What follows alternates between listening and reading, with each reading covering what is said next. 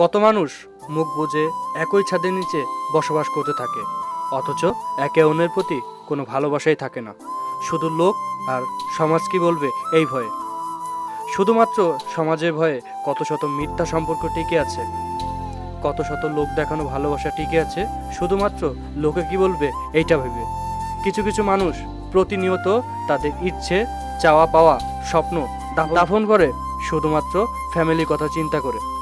অন্যদিকে কত মানুষ আছে যারা একে অন্যকে এত এত ভালোবাসার পরেও একত্রে থাকতে পারে না। আসলে জীবনটাই এমন, যে যার সাথে থাকলে সুখী হবে সে তার সাথে থাকতে পারে না।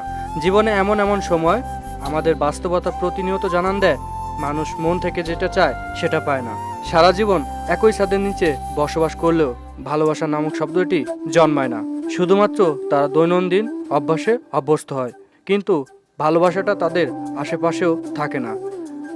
আমি জীবনের বাস্তবতাকে প্রশ্ন করলাম, তুই এত কঠিন কেন?